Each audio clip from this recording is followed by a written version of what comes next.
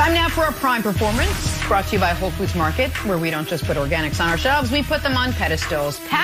Green Bay Packers did a thing over the weekend, re-signing Pro Bowl running back Aaron Jones. 4 years, $48 million. How about this? His agent, Drew Rosenhaus, said, quote, Aaron would have signed for more in free agency, but he wanted to stay in Green Bay. That's so agenty. Jones took to Twitter after signing. He said this, let's run it back. Got former Packers great Greg Jennings joining us now. Greg, does re-signing just him being there, just the whole aura of being in Green Bay, we're running that part back. Greg, does re-signing Aaron Jones give Aaron Rodgers enough to win a Super Bowl next year, or does he still need more? He needs more. He needs more. It was proven last year against the Tampa Bay Buccaneers. Like, Aaron Jones was there.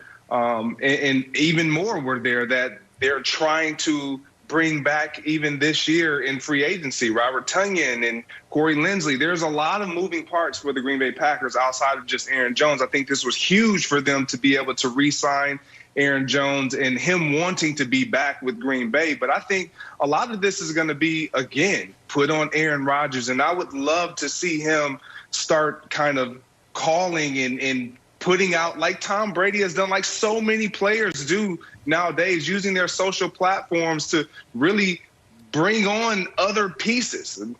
Nick, you mentioned last week, and you've mentioned a few times about Odell Beckham. Like, you got to start sowing those seeds. If you want to win, and you want to win now, and you want to trump what the Tampa Bay Buccaneers are trying to do again down there, you got to start requesting and trying to put out little fillers if you're Aaron Rodgers, and he is the one that can do that because free agents. Rodgers threw that bad pick, and then they allowed Scotty Miller to get deep. So Brandon, I don't think the Packers are miles away from contending. I think they are one of the top tier contenders because they have a healthy Aaron Rodgers. They were 13-3 last year, and if they're not contenders, then who in the NFC is other than Tampa? Who? Yeah, but that's all they are, though, Nick. Look, I caught a lot of flack before the year because I said, you know what, the Aaron Rodgers era was wasted by the Green Bay Packers.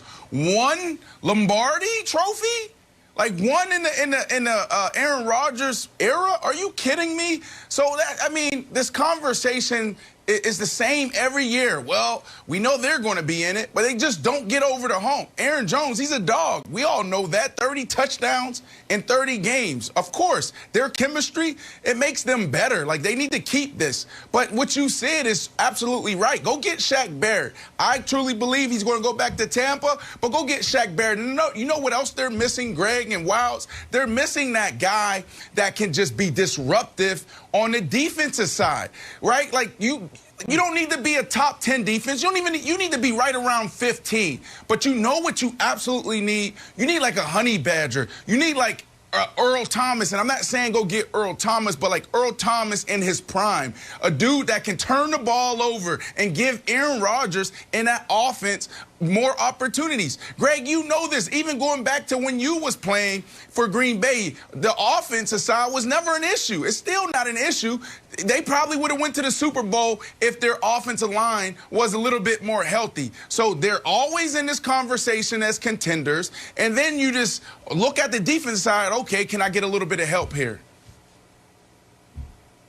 Agreed. You're spot on. You got to find ways to get Aaron Rodgers the ball back because, as you mentioned, that offense is going to put up points. Nick, you talked about Matt LaFleur. He's been great. Like, everything that he's done over the last 2 years, his first 2 years as the Green Bay Packers head coach, has been excellent. People will question, should he have gone for it on fourth down in that NFC Championship game? But outside of that, you can't question what his resume provides right now. And to be honest, if you can get somebody defensively, that is a game changer, and add another piece alongside Devontae Adams. Even Robert Tonyan, if you can get him back and his play is definitely is pointing the right direction, which is up, this team has a chance. But to your point, Brandon, contender is what the chance is. It's not where the Bucs are. every year we say the same thing. It's a good point. Greg, thank you so much. We got to get back to our top story. You go trade for another quarterback. So I just don't see that happening either.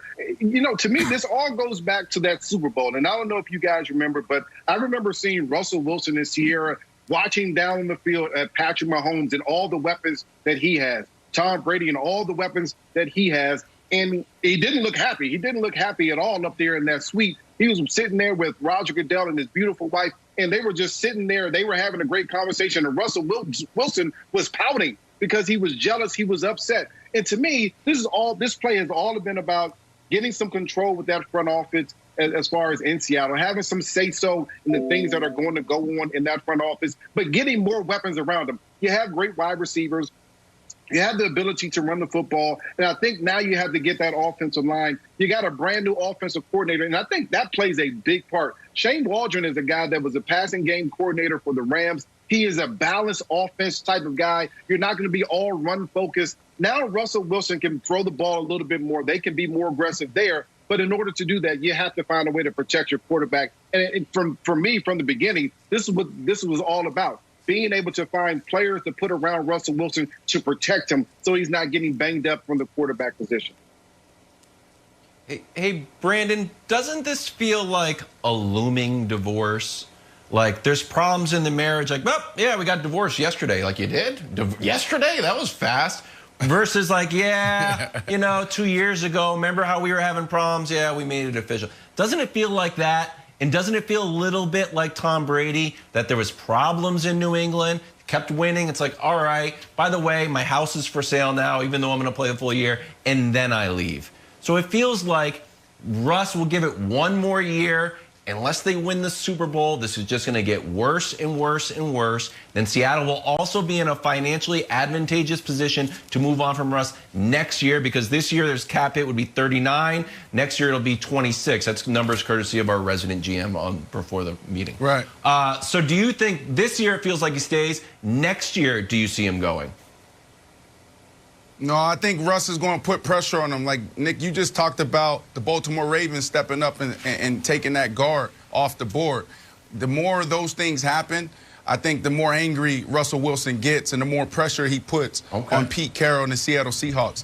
You're 100% right, Wilds, where, you know, this relationship, we're talking about phenomenal relationship between Russell Wilson and starting with the city of Seattle, then going to the ownership, and then Pete Carroll and John Snyder and everyone in that locker room. That relationship between him and Pete is fabulous. I mean, that's what you dream of when you put together your organization and you say, okay, these two guys got this. This has to fit, and they have to work well together.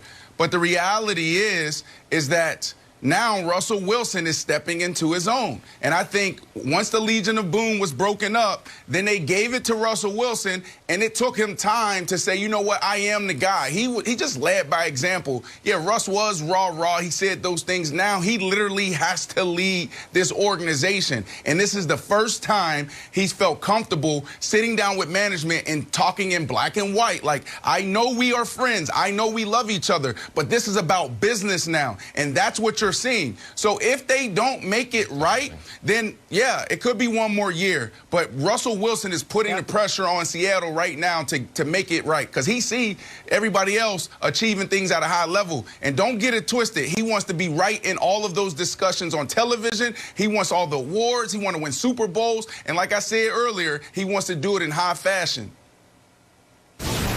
You know which team doesn't have a quarterback issue right now? The Green Bay Packers. They had a running back issue, but not anymore. Packers signed Aaron Jones up over the weekend. But is that enough to get the Pack to Super Sunday? Find out next. Brian, thank you as always.